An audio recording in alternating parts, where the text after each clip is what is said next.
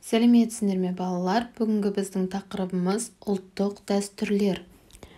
Жаңа сөздер: көже, жидкое. Жидкое кушанье, приготовляемое из пшена, риса, пшеницы или другого зерна на молоке, на мясном бульоне или на воде. Ат қою, наречение ребенка именем.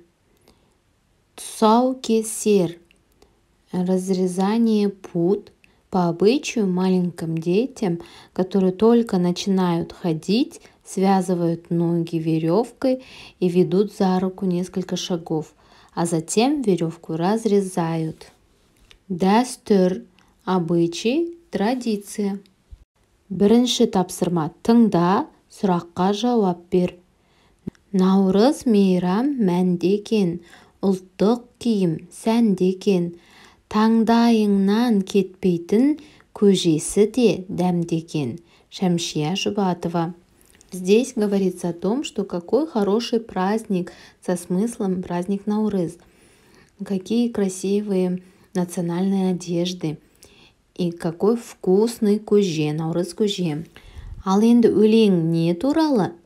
Өлең Наурыз мейрамы туралы. Екінші тапсырма: оқы, сұрақтарға жауап бер. Әр халықтың салт дәстүрі бар. Сол салт дәстүрлердің бірі балаға ат қою. У каждого народа есть свои традиции и обычаи. И один из них – наречение ребенка именем. Әр есімнің өз мағынасы бар, дейді атам. Мой дедушка говорит, что каждое имя что-то значит. Қазақ халқы бала есіміне ерекше мән берген. Әдетте балаға белгілі және атақты адамдардың атын қойған. Казахский народ к именам придавал особое значение. Обычно ребенку давали имена известных людей. Енді сұрақтарға жауап берейік. Сенің атыңды кім қойған? Кто тебе дал твое имя? Ол қандай мағына береді? Какое значение твоего имени? Үшінші тапсырма: суретке қара.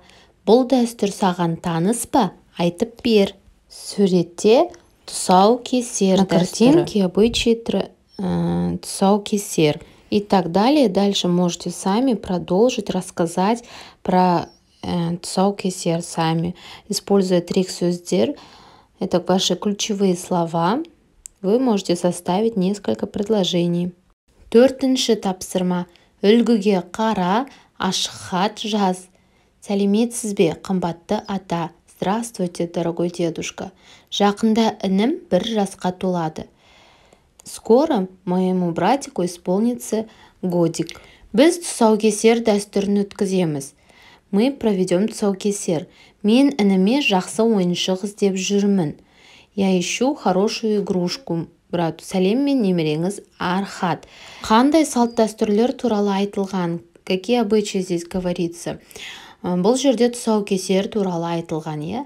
Теперь сами, используя вот этот пример, үлгі, это пример, напишите письмо или же открытку на тұсаукесер. Осымен біздің сабағымыз аяқталды. Келесі сабақта кездескенше сау бол.